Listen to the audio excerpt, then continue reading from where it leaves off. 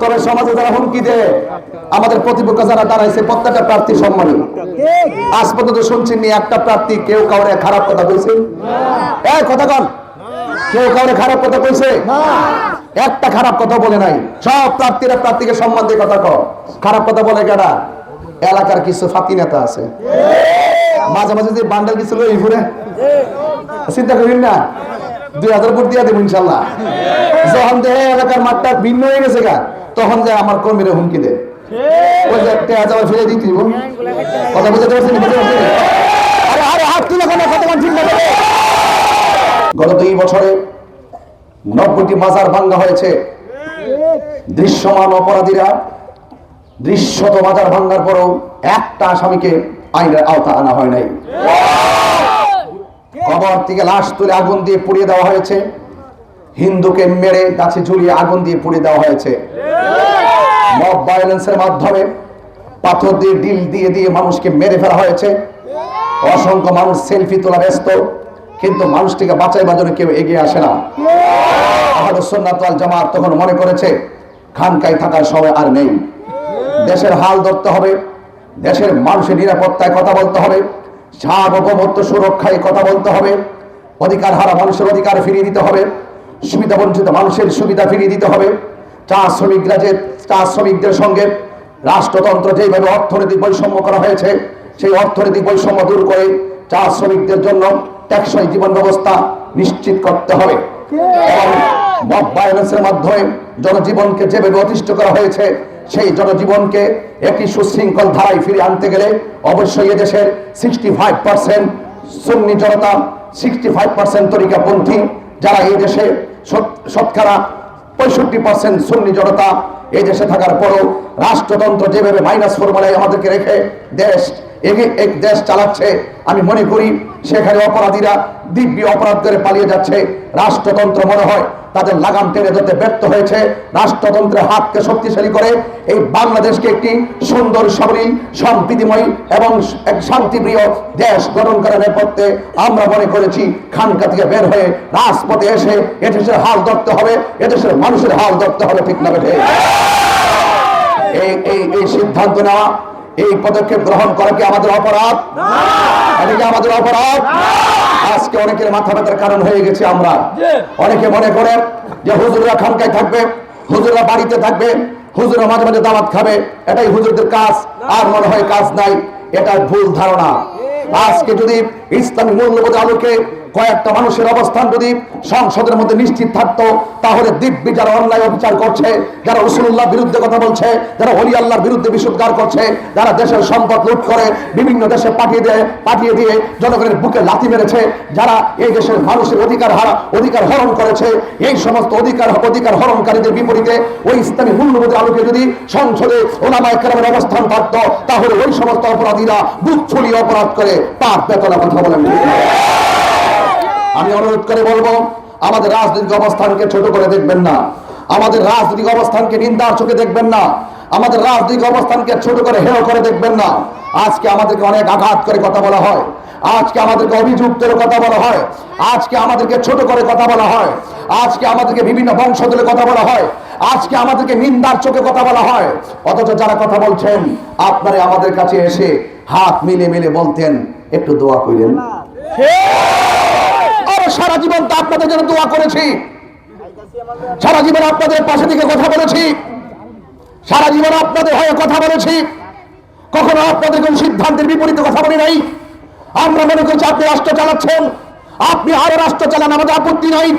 আপনি দল গঠন করুন, আমাদের কোনো আপত্তি নাই। আপনি সংসদের প্রধানমন্ত্রী হন, কিন্তু আপত্তি নাই।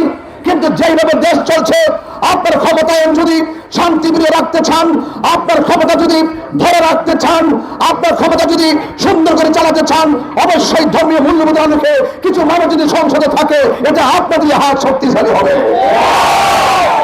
আমরা আপনাদের ক্ষমতার মস্তককে টেনে ধরতে আসি নাই, আমরা এই দেশের সার্বভৌমত্ব সুরক্ষায় এসেছি। আমরা আপনার মস্তক টেনে ধরতে আসি নাই, আমরা কার মস্তক টেনে ধরতে আসি নাই। আমরা এসেছি এই দেশের মানুষ যেন নিরাপদে চলতে পারে। আমি মনে করি হিন্দু মন্দিরে যাবে, বৌদ্ধ পেগোড়ায় যাবে, খ্রিস্টান গির্জায় যাবে, মুসলমান মসজিদে যাবে, যার যার ধর্ম পালন করবে, কেউ কাউকে হস্তক্ষেপ করবে না, কেউ কাউকে আঘাত করবে না। এই জন্য ফতেহ গাজী রহমতুল্লাহের দরবারে অনেক শ্রেণীর মানুষ ধর্ম বর্ণ দল মত নির্বিশেষে আসে। এই মাজারে যদি সকলে দল মত নির্বিশেষে আসতে পারে, মসজিদে যদি সকল মানুষ কাঁধে কাঁধ মিলিয়ে দাঁড়াতে পারে, সেখানে কোনো দলের প্রশ্ন না আসে, আমি মনে করি এই দেশে যারা রাজনীতি করবে তারাও যারা ক্ষমতায় আসবে, এই সমস্ত লোকগুলো যেমন আমার, যারা আমাকে ভোট দিবে তারা যেমন আমার, যারা আমাকে ভোট দিবে না তারাও আমার। আমরা এই রাজনীতি করতে পারি না এই 55 বছরেও।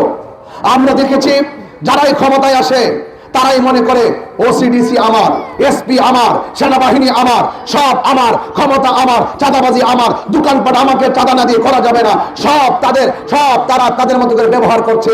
আর তাদের বিপরীতে যারা আছে, প্রতিপক্ষ দল যারা আছে, তার বিরুদ্ধে মামলা দিতে হবে, হয়রানি করতে হবে, ঘরে ঘুমাতে দেওয়া যাবে না। এটা কোনো সুস্থ রাজনীতি হতে পারে না।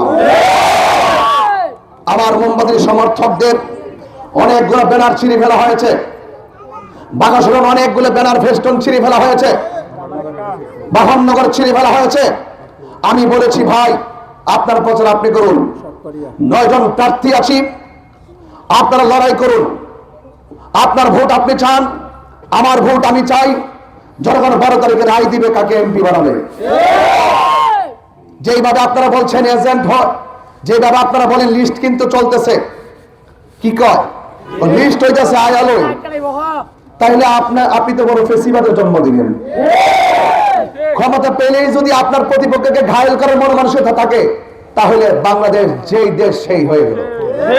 তাহলে আপনার কি এইভাবে থাকবো? এইভাবে কি থাকতে পারে? এইভাবে কি দেশ চলতে পারে? যারা আমাকে ভোট দিবে তারাও আমার, যারা দিবে না তারাও আমার, এটা নিশ্চিত করতে হবে। আপনি ক্ষমতায় আসলে আপনার প্রতিপক্ষকে শান্তিতে ঘুমাতে দিতে হবে, এটাই হবে আপনার আদর্শ রাজনীতি। আপনি ক্ষমতায় আসলে যদি কাউকে লাগাম ধরে টেনে টেনে কথা বলেন এবং এজেন্টদেরকে লিস্ট তালিকা করে যদি আক্রমণ করে চিন্তা ভাবনা করেন, তার মানে বুঝতে হবে আপনার ভিতর থেকে রাজনৈতিক মনুষ্যত্ব দাফন হয়ে গেছে। এই জন্য আমি বলছি, আমরা এসেছি এদেশের হাল ধরার জন্য। আমরা যে কথাগুলো বলবো সেই কাজ করব। আমাদের কাছে উন্নয়নের কথা বলতে হবে না, আমাদের কাছে উন্নয়ন কি করবো সেটা বলতে হবে না। আমরা এমন কাজই করতে পারবো ইনশাল্লাহ। আল্লাহ পাকে তুমি তৌফিক দিয়েছেন। আজকে বহুত মানুষ দেখি নির্বাচন আসলে খোয়াই নদীর পারে যায়, যায় ফিতালে টান দেয়, আর মানুষের বোঝায় যে আমরা আইলে ব্রিজটা করে গেলাম। এইভাবে করতে করতে বহুত বছর গেছে, ব্রিজ কিন্তু আর হয়েছে না। এই ফিতা টানাটানি বন্ধ করেন। এমন ভাবে বক্তব্য দেন মনে হয় যে আসমান থেকে ফেরেশতা নেমে এসেছে, এমন ভাবে বক্তব্য দেন মনে হয় যেন সব রাস্তাঘাট ইউরোপ বানাই লইব। পাস করার পরে টিকিট লাগে, যাইতে টিকিট লাগে, খবর লাগে না। আরে যার ভোট নিয়ে তুমি এমপি হইছো তার খবর তুমি লও না, তার ঘরের সামনে দাঁড় করে রাখবা। এই কথার আগে কইতা জনগণের সঙ্গে প্রতারণা করা যাবে না। ভালোবাসার সুরে রাজনীতি করতে হবে, আধিপত্যবাদ রুখতে হবে, পেশিদারিত্বের বিরুদ্ধে দাঁড়াতে হবে। আর আরেকটা জিনিস, আমি এলাকায় যখন ওয়ার্ক করতে আসি দেখি অনেকের মন মরা মরা, অনেকের মন মরা। দোকানে যখন মুসাফা করি দেখি আমার চিনি না, মানে মানে ভাবতেছে চিনি না। আগে বাপরে বুট দিয়েছেন না দেশ, আগে মুসাফাটা কর। যে এই রাজনীতি আমার মুসাফা থেকে দূরে সরাই দে, এটা রাজনীতি না, এটা পেট নীতি। হ্যাঁ, চেহারা ঘুরাইলা আমার মনে চিনিই না, আর সারা জীবন সেলফি তুলে ভাগ হয়ে গেছে, চিনি না। অথচ 5টা বছর আপনাদেরকে নিয়ে ওয়াজ করছি, একটা দিন কেউ ওয়াদা খেলাপ করছি, কষ্ট দিয়ে কথা কইছি। আর দেশের সংকটে মাজার মুকাম খানকার বিপরীতে যারা ছিল, আমি কি কাউকে ছেড়ে কথা বলছি? একটা কথাই বলতে চাই, চিনে না, গাটটা ফিরাইলা, মুখটা ফিরাইলা। আমি বলছে বাবা মুখটা মিলা, হাতটা মিলে, বাবা যারা মন চায় তারা ভোটটা দেন। এবার রাজনীতির ধারাটা চেঞ্জ করতে চাই, ঠিক আছে কিনা? চিনে না তো আমি একটু বলতে চাই, চিনাচিনি পরে বাবা একটু মানবিক ভাবে রাজনীতি করেন, কাউকে আঘাত দিয়ে রাজনীতি করেন না। আর সবচেয়ে বড় কথা হলো, আগে রাস্তা দিয়ে গেলে কত তাহির হুজুর জায়গা, আর অহন রাস্তা দিয়ে গেলে মোমবাতি জায়গা। মোমবাতি মার্কা কিন্তু বড় জনপ্রিয় হয়ে গেছে। মাজারে জ্বলে, মাজারে জ্বলে, বাজারে জ্বলে, কতক্ষণ ঠিক না? সুতরাং চিন্তার কোনো কারণ নাই, ঘরে ঘরে মোমবাতির আওয়াজ ঢুকে গেছে গা। ইনশাআল্লাহ এই হবিগঞ্জ সোনার 4 আসন, চুনারগঞ্জ মাধবপুর আসন ইনশাআল্লাহ নীরব বিপ্লব হবে, নীরব বিপ্লব, নীরব বিপ্লব। এই তরুণ যুবকদের ভাব কেউ দাবি রাখতে পারবেন ইনশাআল্লাহ। মা বন্ধুরা কাছে শ্রদ্ধা ভালোবাসা কেউ দাবিয়ে রাখতে পারবে না ইনশাআল্লাহ। তবে সমাজে যারা হুমকি দেয়, আমাদের প্রতিপক্ষ যারা দাঁড়াইছে প্রত্যেকটা প্রার্থী সম্মানী। আজ পর্যন্ত শুনছেন নি একটা প্রার্থী কেউ কাউরে খারাপ কথা কইছে? এই কথা কন, কেউ কাউরে খারাপ কথা কইছে? একটা খারাপ কথা বলে নাই। সব প্রার্থীরা প্রার্থীকে সম্মান দিয়ে কথা কয়। খারাপ কথা বলে কারা? এলাকার কিছু ফাঁকি নেতা আছে, মাঝে মাঝে যে বান্ডেল কিছু লই ঘুরে, চিন্তা করেন না 2000 ভোট দিয়ে দেবো ইনশাল্লাহ। যখন দেখে এলাকার মাঠটা ভিন্ন হয়ে গেছে গা, তখন যায় আমার কর্মীরা হুমকি দেয়, ওই যে 1000 ফেলে দিতে কথা বুঝতে পারছেন? আরে আরে হাত তুলে কেন? কত ঠিক না? টাকার প্রেম থাকে না, টাকার প্রেম থাকে না। টাকা দিয়ে মন কিনা যায় না, ভালোবাসা দিয়ে মন কিনতে হয়, প্রেম দিয়ে মন কিনতে হয়। কথা বলেন ঠিক না বেঠে? এই জন্য আপনাদেরকে বলবো, মানুষের সঙ্গে ভালো আচরণ করুন, সম্মান দিয়ে কথা বলুন, আদব নিয়ে কথা বলুন। আমি বলতে চাই, নির্বাচন 12 তারিখ। কয় তারিখ? 13 তারিখ না? কয় তারিখ? 11 তারিখ। তো 12 তারিখে কে একজন তো হইব, 13 তারিখে আমরা চলতাম না, একসাথে চা খাইতাম না? তো আপনি দেখলেন যে তালিকা লিস্ট হয়ে যেতেছে গা। লিস্ট কার বিরুদ্ধে করছেন? আপনার প্রতিবেশীর বিরুদ্ধে। তাইলে আপনি কিন্তু রাজনীতিবিদ হতে পারেন না। কথা বলেন ঠিক নেই? লিস্ট করে, লিস্ট আগেই লিস্ট করে ফেলায়। কি করে? লিস্ট করে ফেলায়। শেষ কথা বলে দেওয়া যায়, আখিরি কালাম। এইরকম হুমকি দামকি কথা বলবেন না। আমি যদি আপনাদের মাঝে নির্বাচিত হতে পারি, আমার কাছে কোনো রাস্তা চাওয়া লাগতো না, স্কুল চাওয়া লাগতো না, এবং কোনো ধরনের কালভার্ট চাওয়া লাগতো না।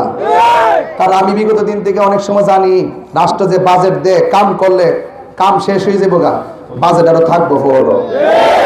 কথা ঠিক আছে কিনা? হ্যাঁ শুনেন, মানে বাজেট আসলে এক ভাগ এই পকেটে ঢোকায়, আরেক ভাগ এই পকেটে। এক ভাগের টাকা দেশের বিল্ডিং করে, মার্কেট টার্কেট করে, আরেক ভাগের টাকা বিদেশ পাঠায় দেয়। আর একটা ভাগ যেটা আছে না, এটা ভাগ করতে করতে করতে করতে যখন ফতেগাজী ঢুকে, তখন এই রডের বদলা বাস। আমি বুঝতে পারতেছেন ব্যাপারটা? বুঝতে পারতেছেন তো? বুঝতে পারতেছেন তো?